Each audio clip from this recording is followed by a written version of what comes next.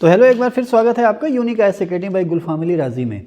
History का session है और हिस्ट्री में आप ये इनिशियल क्लास समझ सकते हैं। अच्छा, मैं जो कोशिश कर रहा हूँ आपको प्राचीन भारत को पढ़ाने के लिए, मैंने इससे पहले मौर्य एम्पायर, गुप्त एम्पायर, वैदिक कल्चर, इंडस वैली सिविलाइजेशन और भी बहुत कुछ चीज़ें जो हैं एंशिएंट हिस्ट्री में मैं आपको पढ़ा चुका हूँ, उनकी वीडियो भी अपलोड कर चुका हूँ।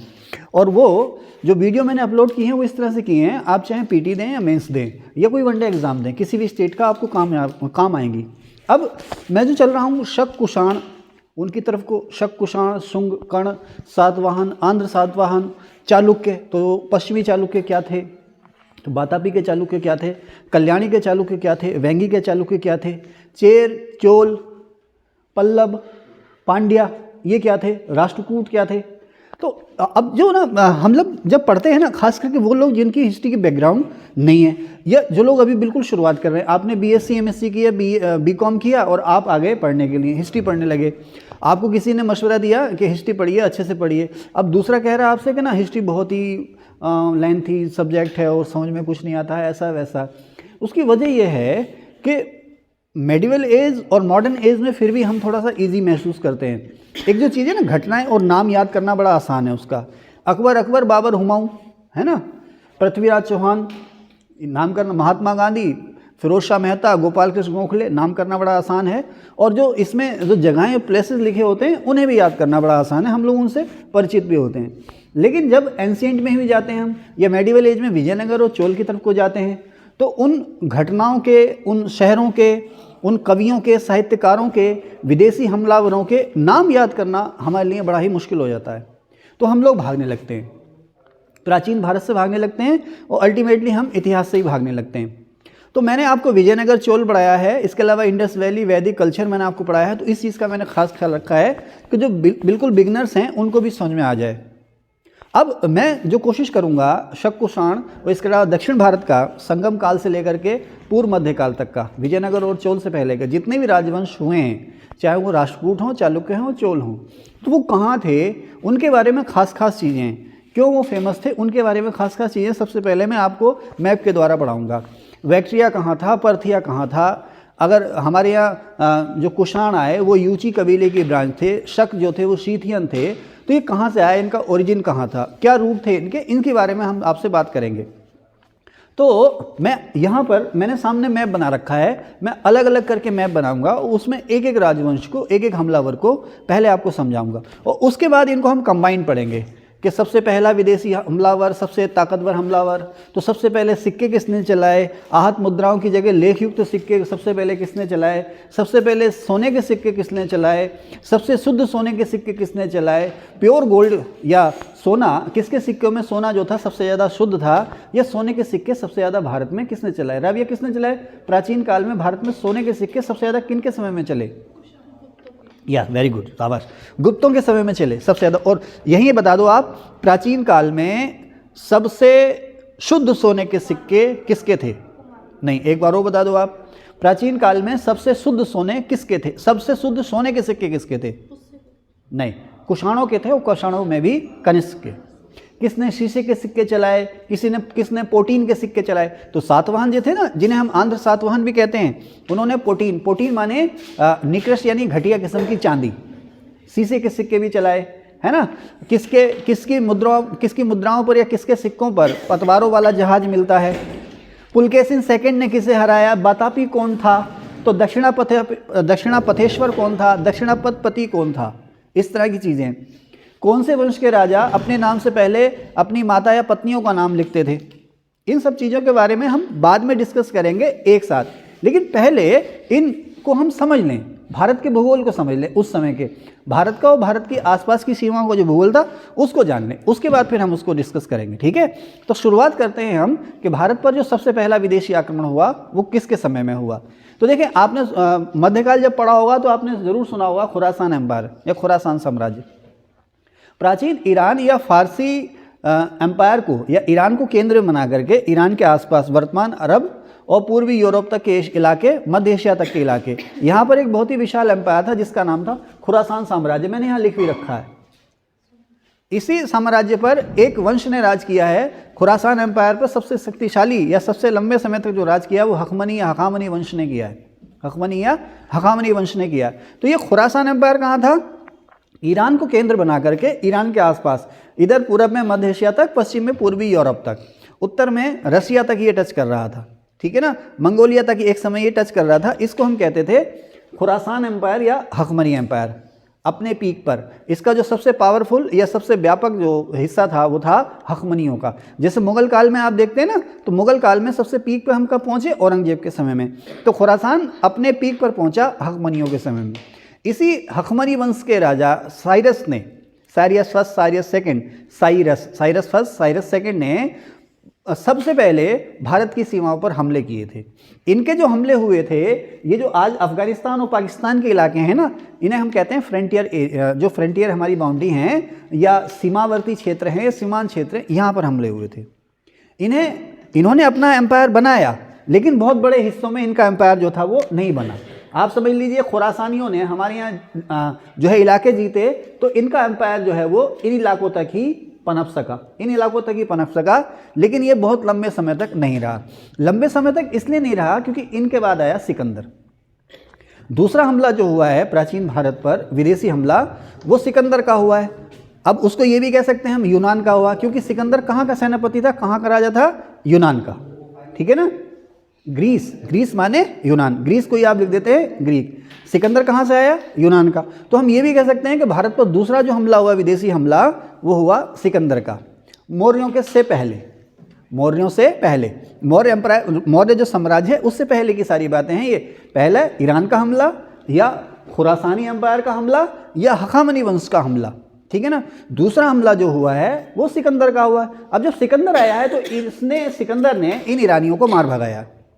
छिटफुट इनके अवशेष रह गए हैं, लेकिन ज़्यादातर इनके इलाकों पर जो कब्जा कर लिया है वो सिकंदर ने कर लिया है। और ये जो आप खुरासान एम्पायर देख रहे हैं ना, सिकंदर की वजह से ये भी अपने मूल एरिया में भी ये बहुत सिकुड़ गया था, क्योंकि सिकंदर निकला था किसकी चाहत में? विश्व विजय की चाहत में निकला था। देखो मैंने ये रूट भी दे रखा सिकंदर का। सिकंदर यूनान से चल करके इधर होता हुआ भारत में प्रवेश किया था, ठीक है ना।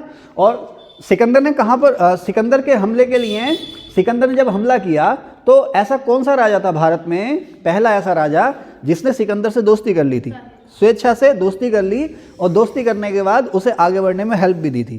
कहाँ का राजा था? आम्बी कहाँ का राजा था? तक्षशिला का, ठीक है ना। अब ये तक्षशिला कहाँ पर है? तक्षशिला जो है, आप देखें ये जो इलाका आप देख रहे हैं, ये वर्तमान जम्मू एंड कश्मीर है। इसमें पाकिस्तान के कब्जे में वो भी भारतीय जम्मू कश्मीर जो है वो भी है। इसी कश्मीर में आप ऊपर को जाएं तो देखो, ये तो आपने वो गदर फिल्म भी देखी होगी, कब जाने गुजरा अमृतसर, कब जाने लाहौर आया ना। तो अमृतसर लाहौर काफ़ी पास हैं, बहुत ज़्यादा दूर नहीं है भारतीय बॉर्डर से लाहौर। तो लाहौर यहाँ करीब रहा।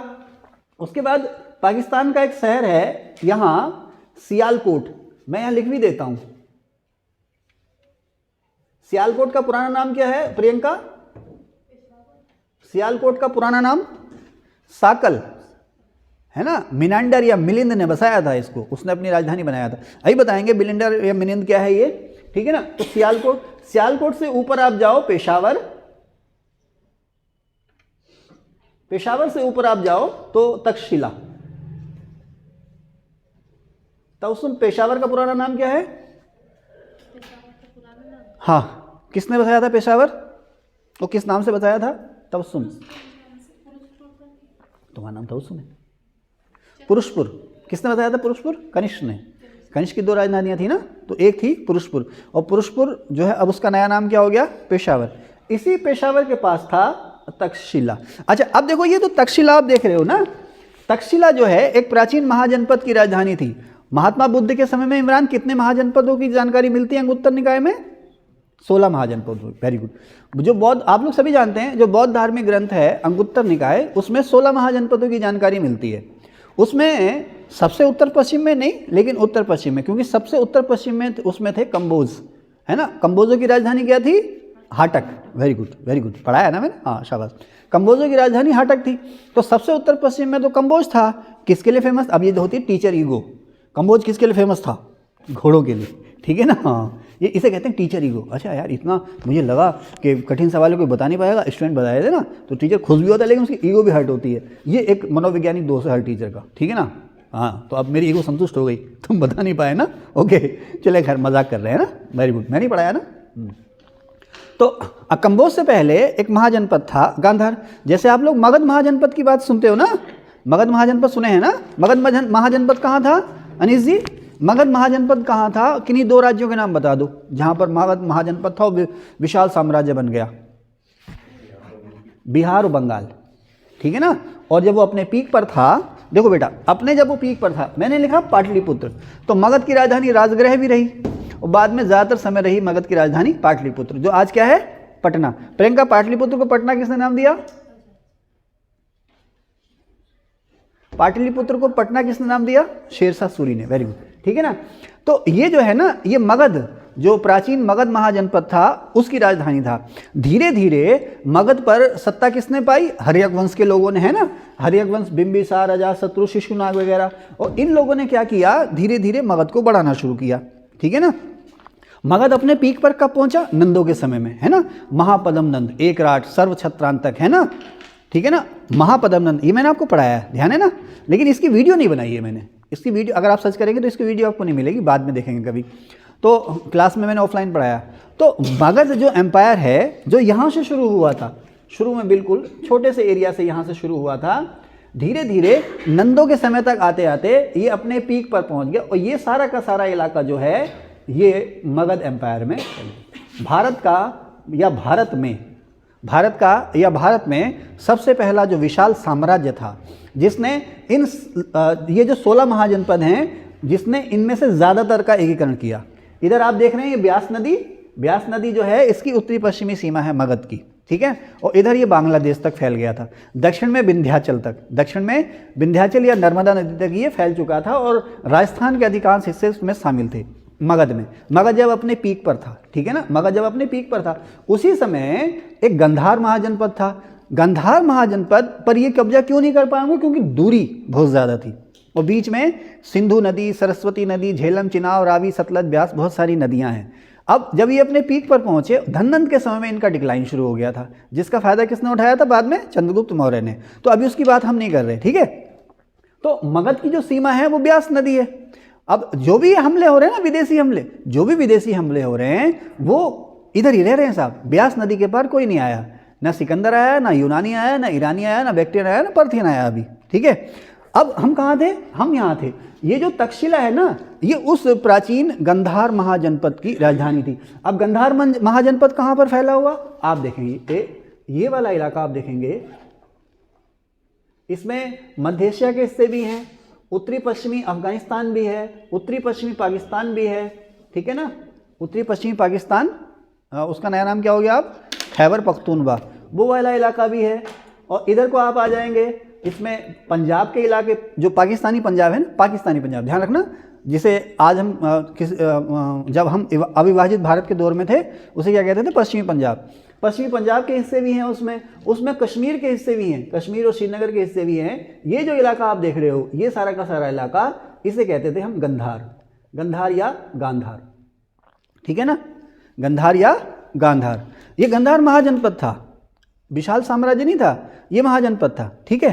अब यहीं पर ये जो आप देख रहे हो ना, तक्षशिला, निकैया, राजा पोरस, जो किससे लड़े थे? सिकंदर से लड़े थे, तो ये यहीं पर थे। तो अब गंधार क्षेत्र में तक्षशिला का राजा था।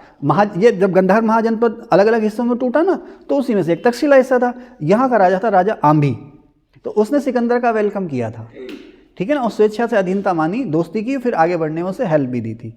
तो ये रहा आपका गांधार महाजनपद। अक्सर आता है ना कि कला की गांधार शैली, मथुरा शैली, सुनते हैं ना, है ना, गांधार की राजधानी तक्षशिला। तो जब हम हवा में ऐसी पढ़ते हैं ना, नोट्स आ गए हमारे पास वन लाइनर और हमने रटना शुरू कर दिया, तो उसको रटने में बड़ी परेशानी होती है। एक बार आपको पता चल जाए कौन सी चीज़ एक्चुअली है कहाँ, है ना, तो ज़्यादा मेरे ख्याल से स्टोरी को समझने में आपको आसानी होगी।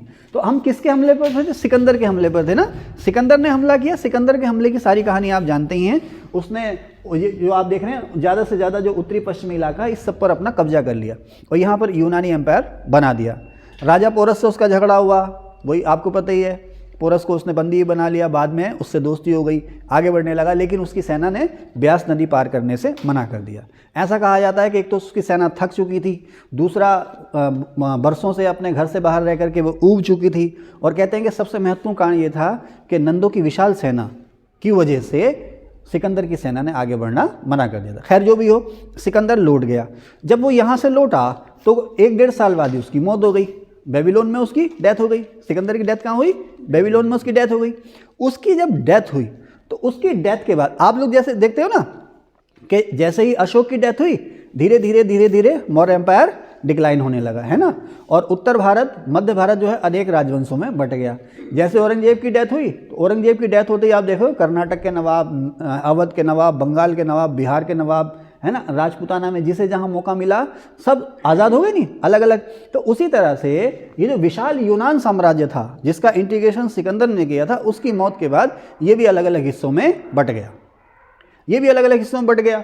तो यहाँ पर आप देख रहे हैं उत्तरी पश्चिमी भारत में सिकंदर ने जो कब्जा जमा लिया था वो एक समय में अपने पीक पर भारत में इधर सिंध तक के इलाके उसके कब्जे में आ गए थे। सिंध तक के, ब्यास नदी तक के ये सारे के सारे इलाके उसके कब्जे में आ गए थे।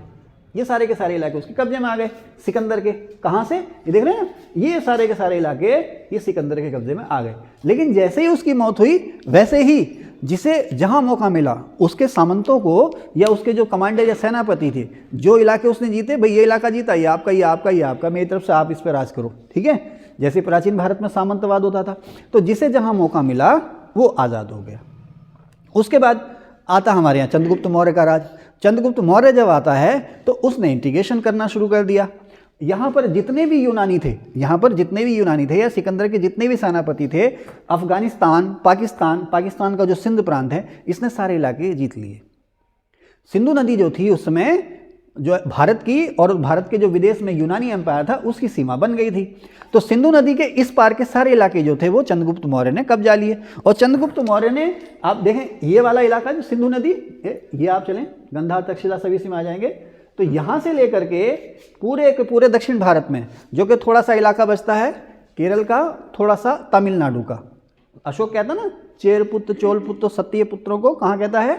अपने दक्षिणी साम्राज्य की सीमा में कहता है। तो थोड़ा सा इलाका केरल का और थोड़ा सा इलाका दक्षिणी तमिलनाडु का, वो चंद्रगुप्त मौर्य के कब्जे में नहीं था। इसके अलावा कलिंग उसके कब्जे में नहीं था। कलिंग यानी कि उड़ीसा, ये बाद में किसने जीता? अशोक ने। तो खैर मौर्यों के समय में साउथ केरला और साउथ तमिलनाडु के अलावा भारत का जो था पूरा इंटीग्रेशन हो गया, मौर्य एम्पायर हो गया। और जितने भी छोटे बड़े देशी या विदेशी हमलावर थे, अशोक और चंद्रगुप्त मौर्य और बिंदुसार ने वो सब मार भगाए, पूरे भारत को एक कर दिया। तो करीब 200 साल तक भारत पर कोई विदेशी हमला नहीं हुआ। 200 साल तक लगभग भारत पर विदेशी हमला नहीं हुआ। लेकिन जैसे अशोक की मौत होती है तो एक के बाद एक छोटे छोटे राज्यों में बढ़ता जाता है। मौर्य वंश का आखिरी राजा कौन था बालक? बृहद्रथ। मौर्य वंश का आखिरी राजा था बृहद्रथ। बृहद्रथ को मार करके, बृहद्रथ की हत्या किसने की थी और शुंग वंश की स्थापना की थी? गीता, पुष्यमित्र शुंग ने। अच्छा गीता बताओ, भारत में पहला ब्राह्मण राज्य किसने बनाया? भारत में पहला ब्राह्मण राज्य किसने बनाया? भारत में पहला ब्राह्मण राज्य किसने बनाया? आप बताएं। एनीवन? नहीं, पुष्यमित्र शुंग ने। तो जो शुंग एम्पायर था, शुंग वंश का जो एम्पायर था, वो प्राचीन भारत में पहला ब्राह्मण राज्य था, ठीक है ना, पहला ब्राह्मण। तो बृहद्रथ की जो हत्या की पुष्यमित्र सिंह ने की, ब्राह्मण था। अब पुष्यमित्र शुंग ने जो भी एरिया बचा था मौर्यों का उस पर कब्जा लिया। लेकिन आमतौर पर लगभग पूरा का पूरा जो उत्तर भारत है, लगभग पूरा का पूरा उत्तर भारत जो है वो शुंगों के कब्जे में या पुष्यमित्र शुंग के कब्जे में आ गया। पुष्यमित्र शुंग, उसके बाद उसका बेटा अग्निमित्र, और अग्निमित्र के बाद धीरे धीरे उसका एम्पायर भी छिन्न भिन्न हो गया। कहने का मतलब यह है कि मौर्यों के बाद उत्तर भारत में शुंगों ने इंटीग्रेशन किया लगभग 100 साल तक, लेकिन उनके बाद फिर से डिक्लाइन शुरू हो गया। पूरा का पूरा भारत जो है वो छोटे मोटे एम्पायर में बट गया। अब जो विदेशी हमलावर हैं उन्हें यहाँ पर पैर जमाने का मौका मिल गया, ठीक है। अब हम चलेंगे किसकी तरफ को? इंडो यूनानी की तरफ को। 1 मिनट रोक दीजिए, मैं थोड़ी सांस ले लूँ। अब देखो, मौर्यों के बाद शुंग आए और शुंगों के बाद जो भारत जो है अलग अलग हिस्सों में फिर से बट गया। जो इंटीग्रेशन अशोक ने किया था धीरे धीरे फिर से अलग हिस्सों में बट गया। अच्छा देखो, भारत पर जो विदेशी हमले हुए हैं ना, वो आप देखें समुद्र के रास्ते नहीं हुए। भारत पर कोई भी विदेशी हमला समुद्र के रास्ते नहीं हुआ है। भारत पर कोई भी विदेशी हमला इस रूट से नहीं हो रहा। देखा कभी नेपाल से होकर के या तिब्बत से होकर के या इधर बंगाल की ओर से होकर के कोई आ रहा हमारे यहाँ हमलावर विदेशी? नहीं आ रहा। ये हिमालय है ना, हिमालय बैरियर का काम कर रहा है। जब हम हिमालय का महत्व लिखते हैं ना, तो भारत हमें विदेशी हमलावरों या विदेशी लुटेरों या विदेशी आक्रमणकारियों से ही बचाता है। तो इधर रास्ता ही नहीं है। हालांकि गढ़वाल के राजा, गढ़वाल और कुमाऊं के राजा लड़ते रहे नेपालियों से और तिब्बतियों से, लेकिन उनके जो रूट थे वो देखे भाले थे। अब जो विदेशी आ रहे हैं उन्होंने ये रास्ते देखे नहीं हैं, या उनके लिए ये रूट जो है बहुत ही कठिन होते हैं। तो अब जितने भी विदेशी हमले हो रहे हैं हमारे यहाँ इस रूट से हो रहे हैं। अच्छा, जैसे तुर्क हैं ना, तुर्क हैं, तुर्कों ने हम पे हमला किया तो हम उनके लिए इंग्लिश में कहते हैं ना वनरेबल, सुभेद हिंदी में कहते हैं सुभेद, यानी कि जीतना उनके लिए हमें आसान हो गया था। आसान किस वजह से हो गया था? एक तो रास्ता आसान, देखो ये देख रहे हैं ना, बोलन और खैबर ये दो पास हैं।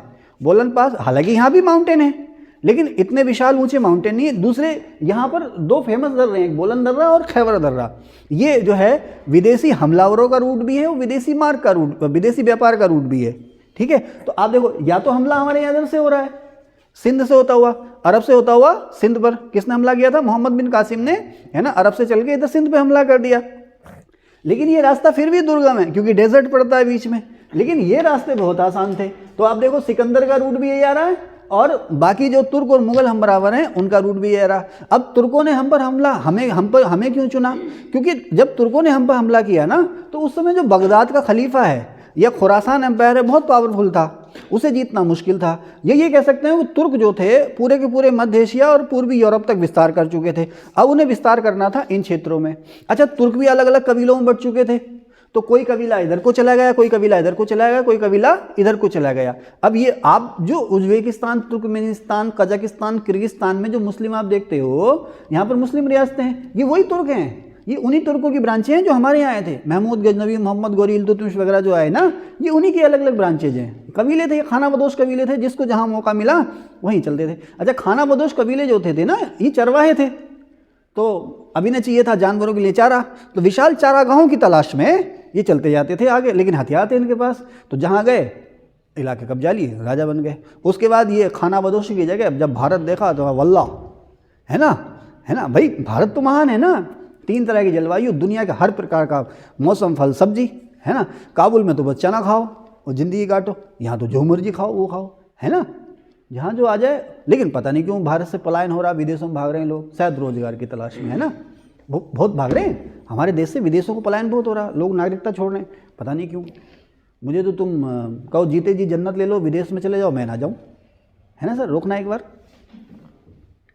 खैर अपना अपना है, मैं तो कहीं ना जाऊँ अपना घर छोड़ के, अपना गांव छोड़ के, ठीक है सर, और भारत छोड़ के क्यों जाऊँ साहब? दुनिया में जो कुछ भी हो सब भारत में मिलता। अब तो देखो मोदी जी कह रहे हैं ना, मालदीव क्या जाना, लक्षद्वीप जाओ, है ना। ओके चले, कहाँ थे, मैं भूल गया, कहाँ थे? हाँ, हमलावरों की बात कर रहे थे हम ना, तो खैर हाँ, तुर्कों की बात कर रहे थे। तो इन तुर्क आए, फिर उसके बाद मुगल आए। अच्छा, बाबर इधर क्यों आया? बाबर जो था जीवन भर मध्य एशिया में, पश्चिम एशिया में, तुर्की, ईरान, अरब की तरफ को मिशन चला के देख चुका था। खुरासानियों के सामने उसकी एक ना चली, उसने ताशकंद को भी जीता, उज्बेकिस्तान को भी जीता, लेकिन कहीं भी टिक ना पाया वो।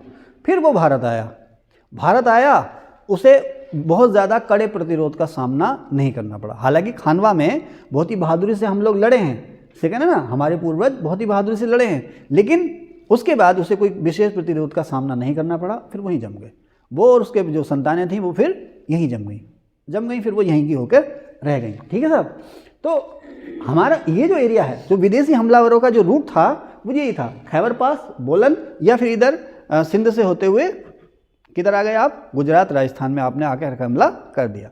तो अब इसी कड़ी में जब जो प्राचीन मौर्य वंश जो है धीरे धीरे ख़त्म हो गया, उसके बाद भारत जो है अलग अलग हिस्सों में बट गया। अब भारत पर जो हमला होता है वो होता है हिंद यूनानियों का या हिंद यवनों का। अब ये क्या बला है? अब देखो, ये जो इलाका आप देख रहे हो, इसमें बहुत ज़्यादा जो है कि घिचपिच तो नहीं हुआ है शायद, है ना। हमारी एक स्टूडेंट कह रही है घिचपिच तो बहुत नहीं हुआ है, लेकिन फिर भी मैं बता दूं आपको कि ये जो इलाका है, ये सारा का सारा इलाका जो है, ये मैंने भी आपको बताया ना, ये सिकंदर ने कब्जा लिया था। बाद में इसी के अवशेषों पर धीरे धीरे जो यूनान के जो लोग थे ना, अच्छा, हिंद यूनानी का मतलब क्या हुआ? यूनान के वो लोग जिन्होंने भारत की सीमाओं पर भी कब्जा कर लिया।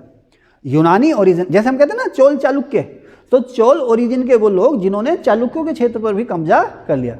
कुलोत्तुंग फर्स्ट था ना, पहला चोल चालुक्य राजा, कुलोत्तुंग फर्स्ट पहला चोल चालुक्य राजा। तो चोल चालुक्य का मतलब क्या हो गया कि चोल ओरिजिन के राजा, लेकिन इन्होंने कब्जा किस पे कर लिया, चालुक्य वंश पे भी कर लिया, चालुक्यों के इलाकों पे भी कर लिया, तो उनको कहा गया चोल चालुक्य। तो उसी तरह से ये जो है आप देख रहे हैं ना, उस समय भारत का मतलब वर्तमान भारत ये है। फिर यहाँ तक आप देख रहे हो ना, क्या नाम तुम्हारा शायना, ये देखो ये जो इलाका है ये क्या हो गया आपका, ये जो है वर्तमान पाकिस्तान तक की बाउंड्री है। और ये जो इलाका, ये ब्लैक कलर से आप जो देख रहे हो ना, ये सारा का सारा इलाका वर्तमान अफगानिस्तान की बाउंड्री है। तो अफगानिस्तान, पाकिस्तान, ये सब इंडियन सब कॉन्टिनेंट के हिस्से हैं। तो अफगानिस्तान तक का इलाका क्या हो गया, ये इंडिया या भारत या हिंदुस्तान। ईरानियों ने धीरे धीरे हिंदुस्तान कह दिया, और इंडिया किसने कह दिया, यूनानियों ने कह दिया। बीच में अभी 2-3 दिन महीने पहले काफ़ी चर्चित भी रहा था इंडिया बनाम भारत के नाम से ना, तो खूब रिसर्च हुई है इस पर, लोगों ने देखा भी है। तो अब होता क्या है कि ये यूनान के जो सेनापति थे, उन्होंने धीरे धीरे भारत की तरफ को बढ़ना शुरू किया, और सिकंदर के बाद उन्होंने ये जो इलाके आप देख रहे हो ना, अब मैं इसको करता हूँ खिंच-पिच, ये जो इलाके आप देख रहे हैं ना, इन पे कब्जा कर लिया, इन पे कब्जा कर लिया। इन राजाओं को कहा गया हिंदुस्तानी और यूनानी। अच्छा, यूनान माने ग्रीस या ग्रीक। यूनानियों का संस्कृत साहित्य में जो नाम मिलता है वो मिलता है यवन। लिख दूं यहां पर, संस्कृत साहित्य में यूनानियों का एक नाम मिलता है यवन। काली मिर्च को क्या कहते हैं, यवन प्रिय। काली मिर्च को क्या कहते हैं, यवन प्रिय। तो अब हिंदुस्तान के इलाकों पे इन्होंने कब्जा किया। पश्चिमी, आ गई आप कब आई, हाँ हमें बताएं चला। पश्चिमी उत्तर प्रदेश के इलाकों पर यूनानियों ने कब्जा, पश्चिमी उत्तर प्रदेश नहीं, उत्तर प्रदेश पढ़ा रहे थे ना अभी, इसलिए दिमाग में चल रहा। पश्चिमी भारत के इलाकों पर यूनानियों ने कब्जा कर लिया। अब जब ये इलाका जहां पर यूनानियों ने कब्जा कर लिया, इस इलाके को कहा गया इंडो यूनानी क्षेत्र या हिंद यूनानी क्षेत्र या हिंद यवन क्षेत्र। इन राजाओं को कहा गया इंडो यूनानी या इंडो ग्रीक या हिंद यवन। ठीक है ना, हिंद यवन या भारतीय यूनानी या इंडो ग्रीक या हिंद यवन, कुछ भी कह लो आप, ठीक है। अब इनका एक नाम और भी मिलता, इंडो वैक्ट्रियन। इंडो वैक्ट्रियन क्यों कहा, कि इन्होंने अपनी जो कैपिटल या अपना जो सेंटर बनाया था, यहां पर एक जगह है, इसका नाम वैक्ट्रिया। ये वैक्ट्रिया हुआ, इधर हुआ पर्थिया, वैक्ट्रिया और पर्थिया। वैक्ट्रिया जो पड़ रहा है आपका, देख रहे हो आप, पाकिस्तान का अफगानिस्तान से लगता है जो बॉर्डर है वहां पर पड़ रहा है, ये इनका सेंटर था। तो इनको इंडो वैक्ट्रियन भी कहा गया, ठीक है ना। तो आप इंडो, देखो मैंने लिखा भी ना, इंडो ग्रीक कह लो, इंडो ग्रीक कह लो, या इंडो वैक्ट्रियन कह लो, या हिंद यवन कह लो, या हिंद यूनानी कह लो, ये सारे के सारे जो नाम हैं वो एक ही हैं। तो मौर्यों के बाद भारत पर जो पहला विदेशी हमला किया है वो इन इंडो यूनानी राजाओं ने किया है या इंडो ग्रीक राजाओं ने किया है। इन्हें जो यहाँ पर इनकी जो उपलब्धि है, यहाँ पर इन्होंने हमला किया, और हमला करने के बाद इंडो ग्रीक राजाओं ने अपने पीक पर ये सारा का सारा इलाका जो है वो कब्जा लिया था, ये सारा का सारा इलाका। इसको मैं और घिच-पिच कर दूं, ये सारा का सारा इलाका जो इंडो ग्रीक राजा हैं उन्होंने कब्जा लिया। अब इन इलाकों में कब्जा करने के बाद इन्होंने यहाँ पर चलाए कॉइन्स या सिक्के। इससे पहले हमारे यहाँ चलते थे ठप्पे वाले सिक्के, जिनको शुद्ध हिंदी में कहते हैं हम आहत सिक्के, इंग्लिश में पंच मार्क कॉइन्स। यानी कि एक ठप्पा बनाया, एक स्टेपल या एक मोहर बनाई धातु की, है ना, धातु के मोहर बनाई, उसके बाद आपने सिक्का गढ़ना है ना, सिक्के जिस मेटल से कॉइन गढ़ना है उसको पिघलाया, उसके ऊपर वो ठप्पा लगा दिया। भाई आपने मान लीजिए सोने का सिक्का चलाना, सोने के सिक्के तो उस समय चल नहीं थे, तांबे का सिक्का चलाना, तांबे को गलाया, एक निश्चित स्थान में तांबे को गलाया, उसके ऊपर वो ठक्का लगा दिया। तो ये सिक्के जो होते थे अनगढ़ होते थे, इन पर किस चीज़ के ठप्पे लगे होते थे, पर्वत है, पहाड़ है, नदी है, किसी राजा की मूर्ति छपी होगी, है ना, सांप है, कोई जानवर बना हुआ होगा, इनको कहते थे हम आहत सिक्के या पंच मार्क कॉइन्स, स्टेपल सिक्के। स्टेपल करते ना कटक, तो वही ठप्पे होते थे। अब जब इंडो यूनानी आए तो उन्होंने भारत में पहली बार सिक्कों को व्यवस्थित रूप से चलाना शुरू किया।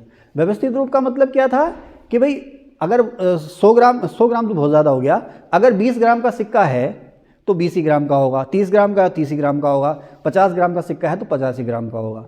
उसका जो सर्किल, उसकी जो रेडियस है, उसका जो डायमीटर है, उसकी जो परिधि है वो एक ही होगी। लेकिन सबसे महत्वपूर्ण बात क्या है कि इन्होंने सिक्कों पर लेख खोदवाए। लेख का मतलब क्या है, सिक्का किस समय जारी हुआ, और किस राजा ने उस सिक्के को जारी किया। इसके अलावा उस पर कोई श्लोक भी लिख सकते हैं, कोई और बात जो है वो भी आप लिख सकते हैं। इसको कहते हैं लेख युक्त सिक्के। तो भारत में पहली बार आहत सिक्कों की बजाय या पंचमार्क कॉइन्स की जगह जो लेख युक्त सिक्के जारी किए या व्यवस्थित सिक्के जारी किए, वो जारी किए थे इंडो यूनानी या इंडो ग्रीक या हिंद यवन या हिंद यूनानियों। इनका राज भी भारत पर ज़्यादा लंबे समय तक नहीं चल पाया। क्यों नहीं चल पाया? इसकी क्या वजह रही होगी? क्योंकि अब जो है मध्य एशिया और चीन की तरफ से एक बर्बर लड़ाकू जाति भारत में प्रवेश करती है जिसका नाम था शक। अब इन शकों को हम इस सेशन के दूसरे पार्ट में डिस्कस करेंगे। ठीक है, थैंक यू।